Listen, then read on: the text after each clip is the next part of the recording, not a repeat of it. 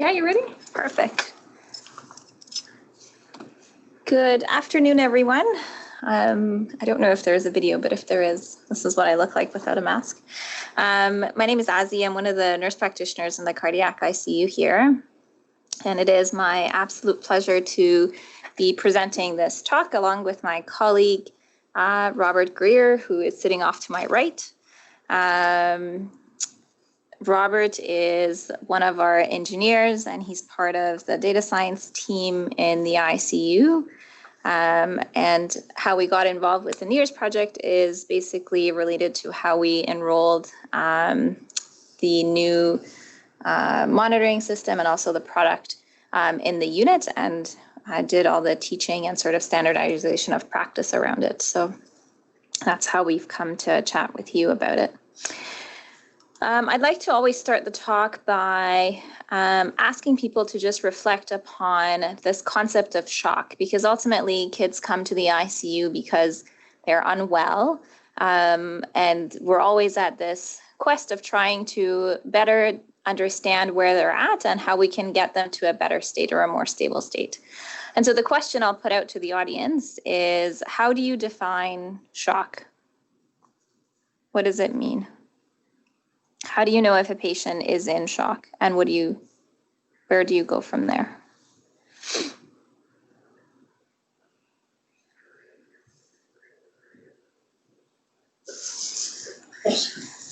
That's okay. I'll wait 2 seconds, and if nobody wants to be brave, I'll just give the answer.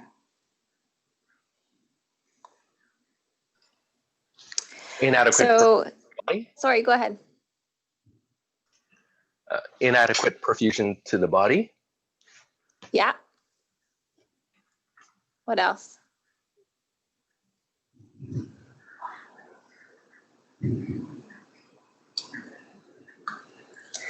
So shock is technically defined by a lack of balance between a supply and demand as it relates to oxygen. Because ultimately in aerobic organisms like us, while you have oxygen, you can survive, but once you start to lose that balance and run out of oxygen, that's where you enter anaerobic metabolism, and eventually we as aerobic organisms cannot survive without oxygen. And so usually that boils down to either there not being enough oxygen delivered, or if there is too much of it being used compared to what's being delivered. And the third case being that your tissues are, for whatever reason, unable to utilize the oxygen that's being circulated. So in the last case, you can potentially think about having a thrombus in some major artery that would prevent circulation to a specific region, and therefore that particular set of organs or muscles or whatever would enter a quote-unquote state of shock. And once it starts to affect your hemodynamics, then you are in systemic shock. There are usually 5 categories or groups of shock that we refer to broadly. Hypovolemic shock being more so associated to loss of circulatory volume. In our surgical patients, usually it comes about by massive hemorrhage, for example, in post-op patients. Cardiogenic shock associated to actual inherent disease of the myocardium or inability of the heart to cope with the circulation that it needs to provide.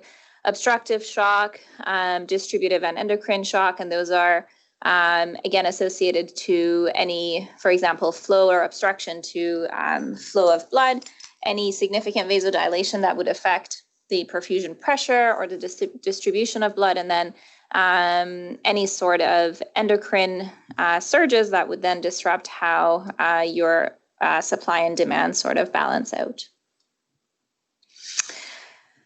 As it relates to the ICU in particular, but also cardiac ICU more specifically, usually we have these 3 states that we deal with for the most part. Low cardiac output state, referring to patients who generally have cardiogenic shock. They are patients who have poor perfusion. You can see it in your clinical exam and also otherwise with other biomarkers like increase in lactate and, poor blood pressure and everything else. High output state refers to a state where your heart is actually working fairly well. It's actually generating a high cardiac output overall, but it's not capable of keeping up with the demand. And this is what you would usually see in a sepsis presentation where your heart is working really hard to try and provide the output, but because usually we're in a vasodilated state, the supply doesn't necessarily match to the demand, even though the overall cardiac output is elevated. And then you have multi-organ failure where, multiple organs are affected, and this usually can happen as a result of some sort of obstructive shock, the thrombus being an example. So if you clot your descending aorta, for example, you can very easily enter a state of shock and multi-organ failure. So for much of our kids in the cardiac ICU, many of them are in different states of low cardiac output state, particularly when they come back from the OR, but also in general, any of them who have any degree of heart failure. And usually that refers to a failure in how your pump functions associated in parallel with a hypoperfusion state. Keeping in mind that a low cardiac output state is considered to be sort of a subsection or a sub-branch of being in shock. And this sort of leads, as it gets worsened, you are in effect in complete shock and poor organ function and everything else that goes with it. This can arise as a result of hypovolemia, cardiogenic shock, or obstructive shock. And you can specifically consider many of our patients in the cardiac ICU as specifically falling into this category. I gave one example of post-op patients, but you can also consider, for example, kids with cardiomyopathy who present at the extremes as well.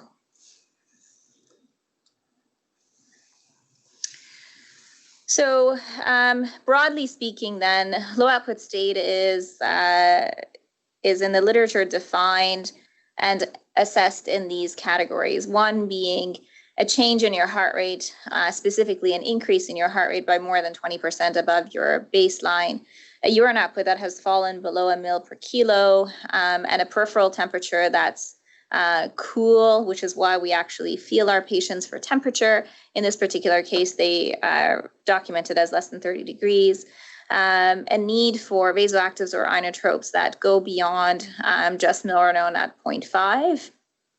Any need for volume administration or volume expansion, a decrease in your NIRS measurement, that's like a reduction by 50%, and then a development of lactate. And you can see each one of those things in this definition actually collects a point, and it's a point system whereby you categorize the risk associated to deterioration for these patients.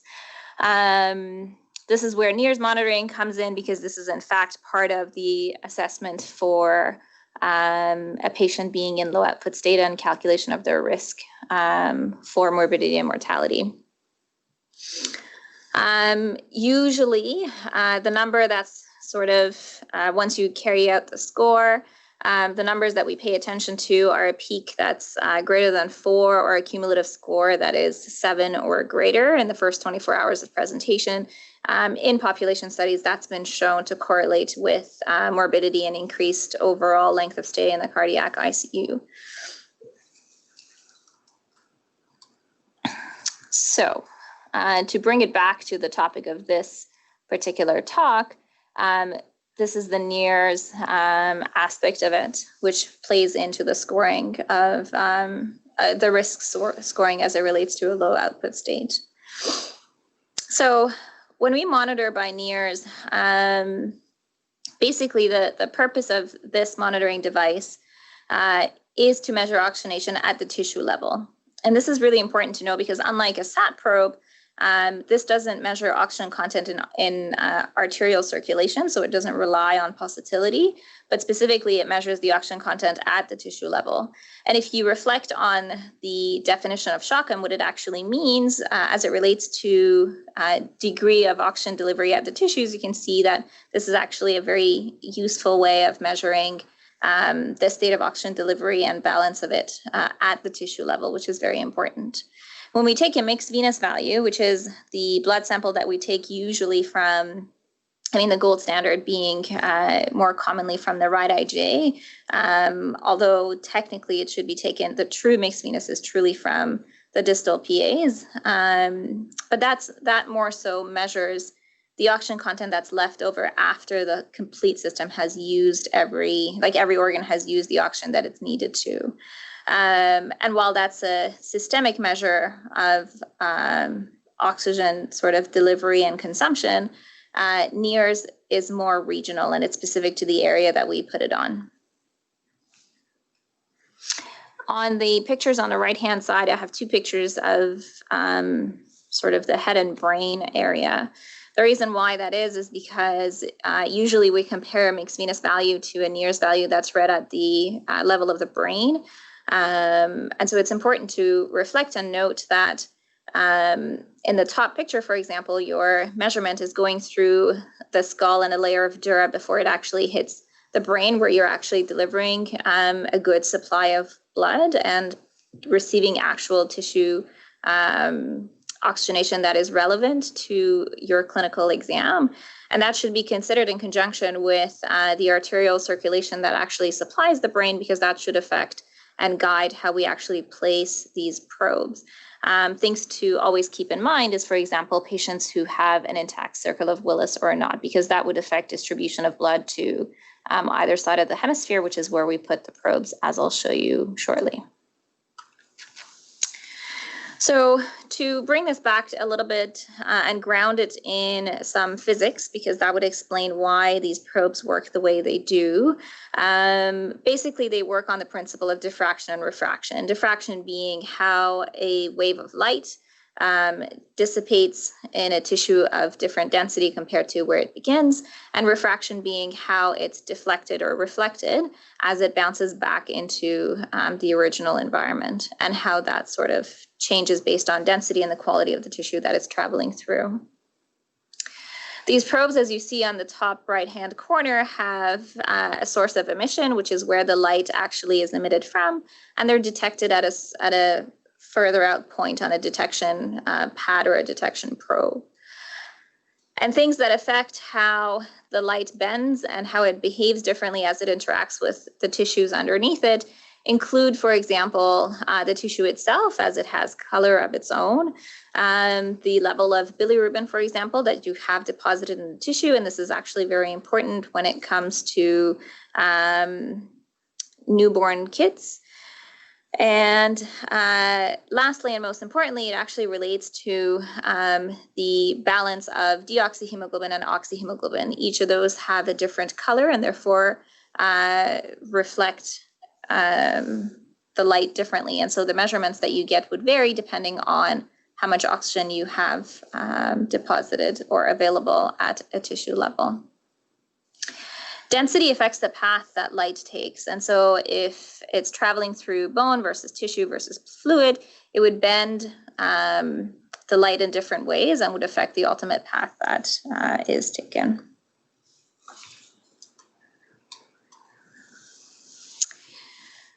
So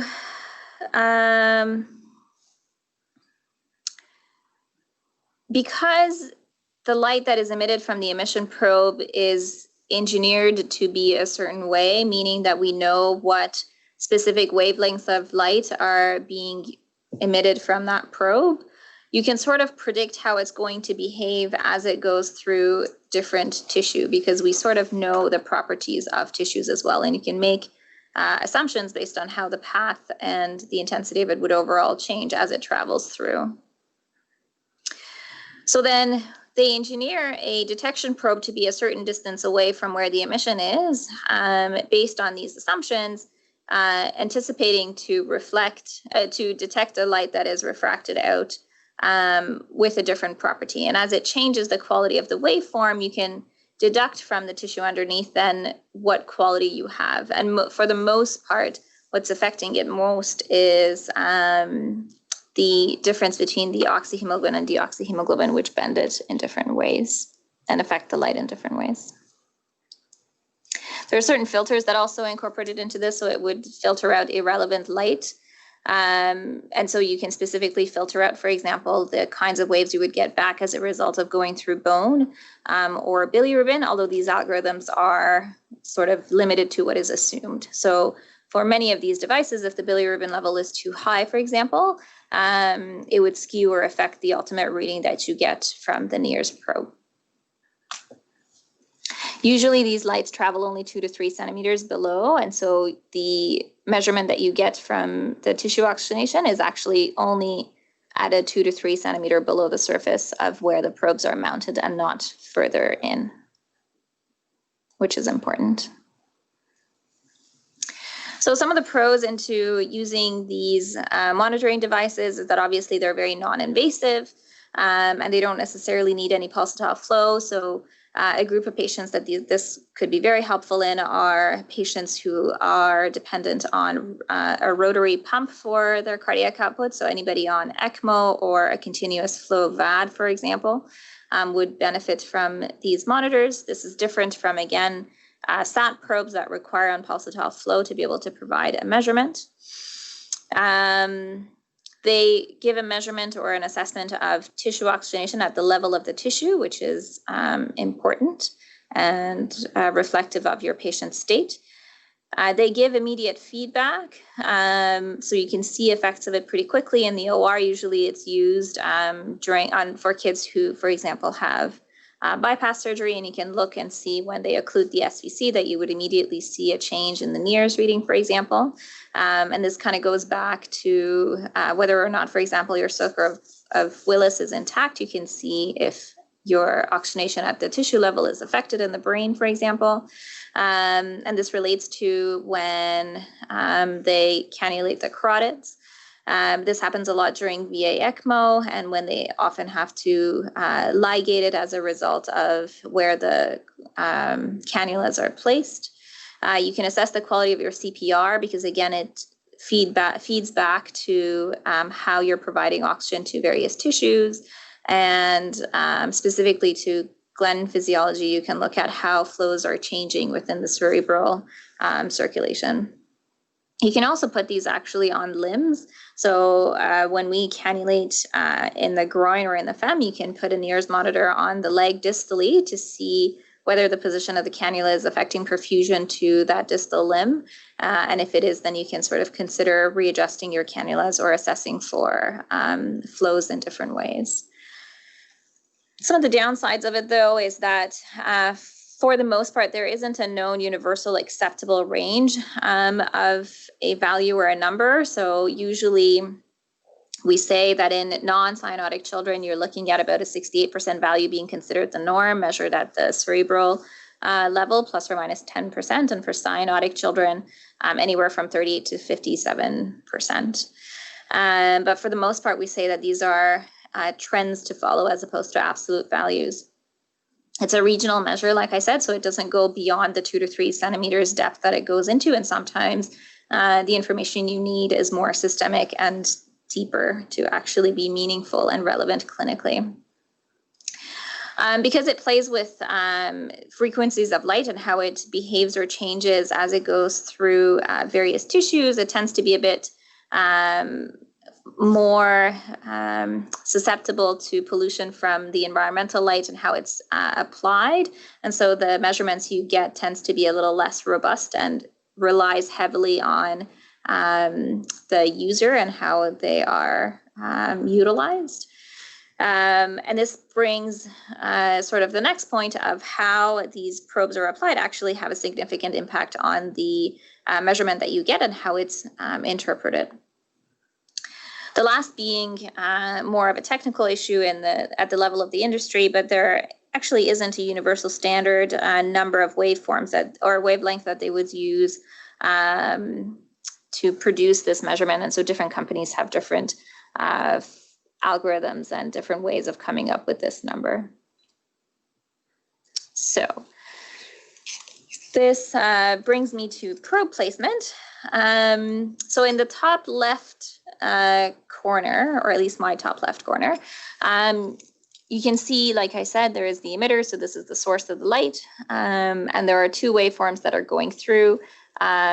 Each are going to be picked up at 2 different places on the detector. And it's really important to make sure this distance isn't compromised because these are strategically placed to actually pick up these waves as they're refracted back.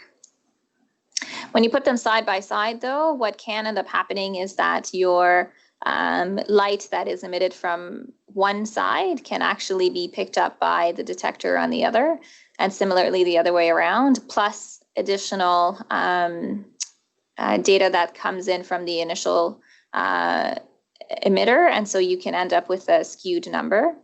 And so it's important to put them on two separate sides, not overlapping, because this is the trouble you run into if they end up overlapping. And this is what I mean by, so keep this picture in mind, because the circulation that feeds one side versus another, if you do not have an intact circle of Willis, can actually be completely separate. And so once you put a probe sort of crossing the midline, you are essentially emitting a light that goes through one side and picked up through the other. And that measurement doesn't reflect the regional circulation or regional tissue oxygenation. And for that reason, the correct way of applying these sensors is to go on either side of the suture so that you can capture the regional cerebral circulation on either side and have a better sense of what is going on at the tissue level based on the supply of arterial flow to either side. So looking something like this. So you are away from the midline, and this is your sort of frontal suture, and you place the probes on either side to capture the cerebral circulation on either side. This is my last slide, and it basically captures one application of how NIRS can actually be useful. So this is a patient who has cerebral probes placed on the left and the right-hand side, and you can see it right here, the 59 and 41. And you can see that the two values are very different. And it would be curious to know as to why. Some of the reasons, for example, that you could get different values can be that you might have more fluid under one probe compared to the other, remembering that the amount of tissue that light has to travel through and the quality of the tissue that it has to travel to would affect the ultimate reading that you get. So if you have, for example, a hematoma underneath one and not the other one, you would get different values. The other can be as a result of poor application of the probe. So if the probes aren't well applied, one could give a measurement that is as a result of light pollution entering the detection pad compared to the other one. And so that can have an impact. And the third can potentially be differences in how blood is actually perfusing each side where the probes are applied. So for example, you can have a setup where there is more limited flow to the side that has a lower reading compared to the side that has a higher reading, and that's being reflected on the two different readings. But that limitation in flow doesn't necessarily have to be secondary to like a thrombus, for example. It could be due to other differences in how blood vessels are routed through. So if you look in the row below, this is looking at systolic blood pressure. This red line is an arterial blood pressure, and these triangles are intermittent cuff blood pressures. The red line, the arterial line, is placed on the right radial, and the cuff blood pressures are taken from the left arm. And you can see that there is a bit of a difference between the two. The cuff pressures are consistently reading higher compared to the arterial value.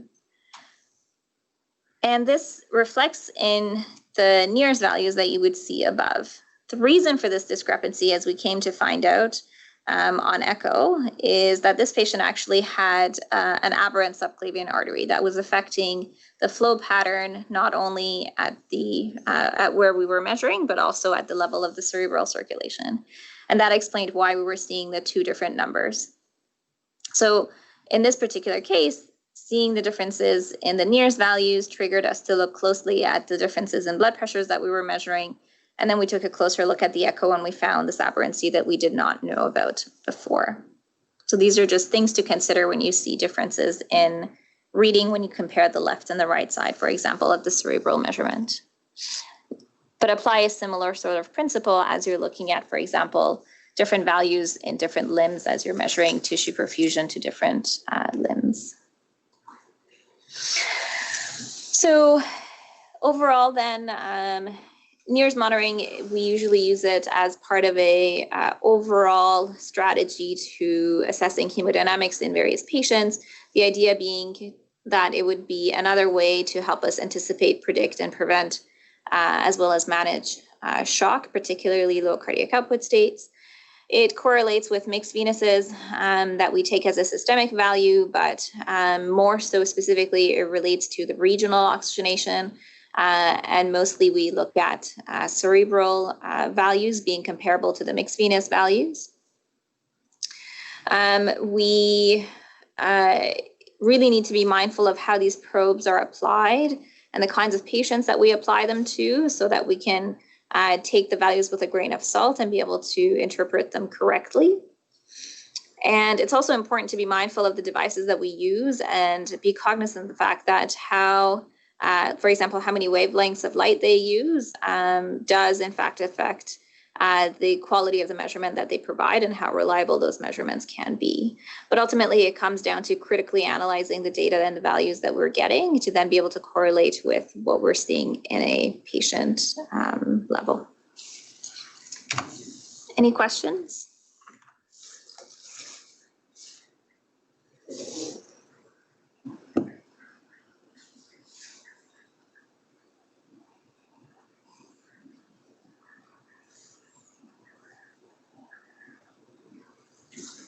No?